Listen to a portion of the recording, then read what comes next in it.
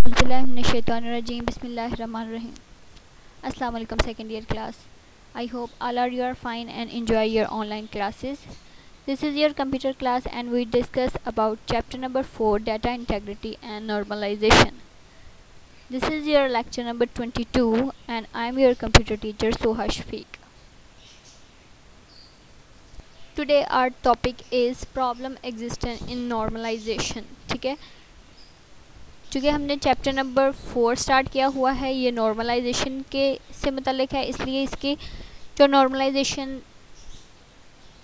करते हुए किसी भी रिलेशन को जो प्रॉब्लम्स फेस करनी पड़ती हैं आज हम वो डिस्कस करेंगे. ठीक है, तो द रिलेशन में have the following problems before normalisation. ठीक है, कोई भी अगर रिलेशन है यानी कि हमारे पास टेबल है तो उसके लिए हमने देखना है कि नॉर्मलाइजेशन से पहले उसमें कौन कौन सी प्रॉब्लम्स थी. तो फर्स्ट वन है सिनोनियम, harmonium, redundancy and mutual exclusiveness of data. ठीक है, ये 4 किस्म की प्रॉब्लम्स सबसे पहले रिलेशन में एग्जिस्ट कर रही होती हैं और फिर जिनको हम नॉर्मलाइजेशन से ख़त्म करते हैं.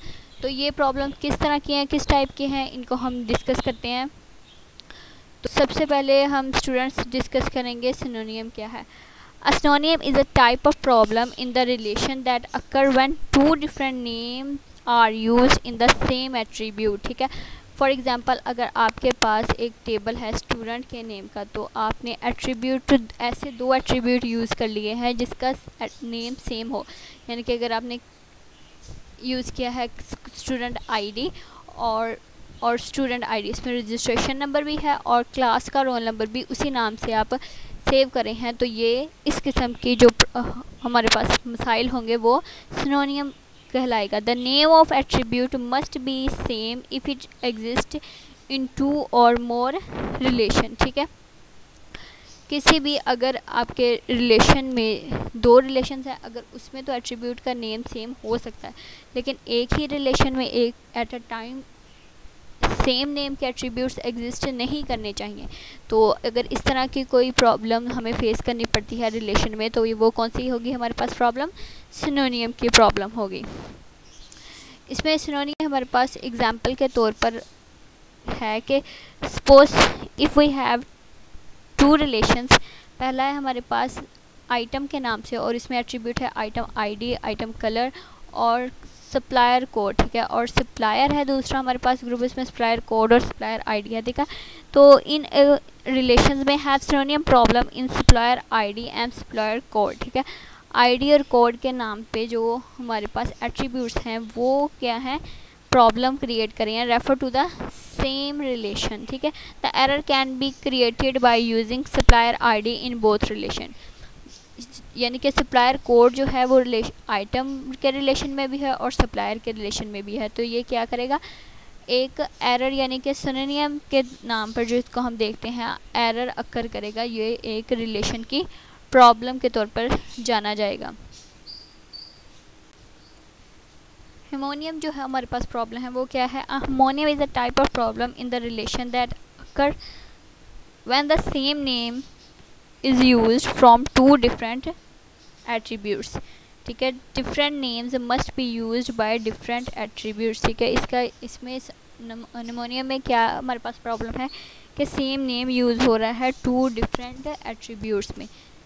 तो ये क्या कहलाएगी हमारे पास नोमियन की एरर यानी कि नोमियन प्रॉब्लम होगा. लेकिन डिफरेंट जो है रिलेशंस में डिफरेंट एट्रीब्यूट्स में डिफरेंट नेम यूज़ हो सकते हैं. तो इसकी एग्जाम्पल है हमारे पास. Suppose we have 2 relations. First one is customer and the second relation name is supplier. Customer में एट्रीब्यूट है हमारे पास supplier ID and company name, customer ID और कंपनी नेम. ठीक है, और एक हमारे पास एट्रीब्यूट है सप्लायर का, उसके एट्रीब्यूट क्या क्या हैं, सप्लायर आईडी और company name.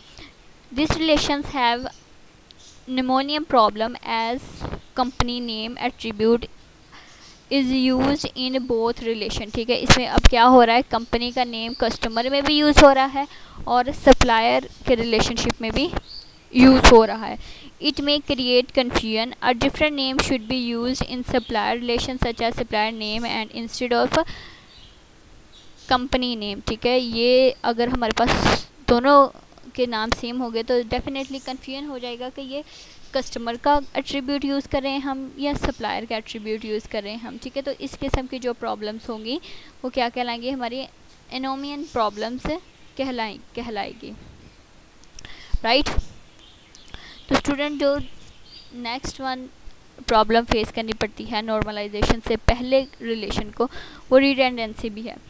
Redundancy is a type of problem in the relation that occur when same information is unnecessarily stored in two different ways or forms. ठीक है, redundancy क्या है, अगर different हमारे पास relations मौजूद हैं और उनमें जो ये information store हो यानी कि data store हो, वो different location पे same data store हो सकता है कि एक जगह जहाँ डाटा स्टोर है उसमें दूसरे में हमने अपडेशन कर दी हो लेकिन पहले वाले में अपडेशन ना की हो, तो ये क्या करता है, रिडेंडेंसी का सबब बनता है. यानी कि सेम डाटा काफ़ी जगह पर पड़ा हो, वो क्या है, रिडेंडेंसी को फेस करेंगे. तो ये नॉर्मलाइजेशन से पहले के रिलेशन की प्रॉब्लम है. ठीक, फॉर एग्जांपल जैसे कि हमारे पास एग्जांपल मौजूद है, अगर एम्प्लॉय नाम का एक एट्रीब्यूट हमारे पास है और इस टेबल हमारे पास है और इसके एट्रीब्यूट्स है employ ID, name, date of birth और एज. ठीक है, तो ये रिलेशन क्या शो करेगा, relation have redundancy problem as the attribute age and date of birth. ठीक है, अगर हमारे पास डेट ऑफ बर्थ मौजूद है तो हम डेफिनेटली इससे एज का आइडिया लगा सकते हैं. तो एज इसमें ज़ाहिर करना ज़रूरी नहीं है, लेकिन अगर एज पहले से मौजूद है तो उसके लिए हमें डेट ऑफ बर्थ लिखना ज़रूरी नहीं है. ठीक है, तो फिर इसका मतलब है कि इस वाले एम्प्लॉय रिलेशन में डेट ऑफ बर्थ और एज एक ही तरह की इन्फॉर्मेशन को कंटेन किए हुए. तो age can be calculated from the value of DBO यानी कि date of birth. The age attribute is creating redundancy in the relation, it must be remove from the relation. ठीक है, अगर डेट ऑफ बर्थ हमारे पास मौजूद है तो definitely इसे एज का आइडिया लगाया जा सकता है. तो यहाँ पे जो एट्रीब्यूट एज लिखा गया है वो रिटेंडेंसी क्रिएट कर रहा है. ठीक है, तो इसलिए ज़रूरी है कि इसको रिमूव किया जाए, ख़त्म किया जाए, ताकि रिलेशन में रिटेंडेंसी को फेस ना करना पड़े. यानी एक ही डाटा दो तरह से सेव किया गया है, इससे आपकी स्टोरेज पे भी इफ़ेक्ट होगा और इसकी लेंथ भी ज़्यादा होगी. इसलिए रिटेंडेंसी को रिमूव करना लाजमी है नॉर्मलाइजेशन में. और ये क्या है, नॉर्मलाइजेशन से पहले की प्रॉब्लम्स है रिलेशंस की. तो जो लास्ट हमारे पास प्रॉब्लम है वो है mutual exclusiveness of data. Mutual exclusiveness of data is a type of problem in the relation that occur when with the attribute whose value are specified as yes or no. ये किस किस्म की हमारे पास problem है, ऐसी problem, ऐसी condition जिसमें सिर्फ yes और no हमने आंसर करना हो और कंडीशन लगानी हो. इस किस्म की जो कंडीशन है उसके लिए अक्कर होती है. कैसे, sometime two or more such attributes can not be true और false at the same time for one entity. ठीक है, कुछ एट्रीब्यूट्स होते हैं जो एक ही टाइम में सही और गलत नहीं हो सकते. या तो वो येस होंगे तो येस करेंगे, अगर या तो वो नो होंगे तो नो होंगे. तो एक ही टाइम में येस और नो तो नहीं हो सकते ना. इसलिए ये इस किस्म की प्रॉब्लम्स इसमें फेस करनी पड़ती हैं म्यूचुअल एक्सक्लूसिवनेस ऑफ डाटा में. यानी कि ऐसी कंडीशंस जिसमें सिर्फ दो तरह की आंसर करनी हो, येस और नो. तो ये उसमें फेस करने के लिए फेस होती है इसमें म्यूचुअल एक्सक्लूसिवनेस ऑफ डाटा में. इसकी एग्जांपल्स हैं स्टूडेंट्स कुछ, जिसमें है एम्प्लॉय आईडी और मैरिज सिंगल. इसमें क्या होगा, the above relation have mutual exclusive problem at the attribute married and single can not be true और फॉल्स. ठीक है, या तो मैरिड वाला और अनमैरिड वाला ऑप्शन आ जाए या फिर सिंगल और मैरिड वाला. ठीक है, येस और नो का option. The problem occur if yes is selected attribute as a person can not be married और single at the same time. ठीक है, the problem solving by using general attribute. The above relation can have the attribute mutual problem. This problem have for the attribute can be M और for married and S for single. ठीक है, कोई भी आदमी at a time single और married नहीं हो सकता है, ठीक है। इस किस्म के प्रॉब्लम्स फेस करने पड़ते हैं। तो student, I hope you all are understand about this topic. अगर आपको किसी किस्म की अभी भी कन्फ्यूजन है तो आप अपनी बुक से रीड आउट करने के बाद क्वेश्चंस कर सकते हैं। Stay home, stay safe. Next lecture में नेक्स्ट टॉपिक के साथ इंशाल्लाह मिलेंगे। अल्लाह हाफिज़।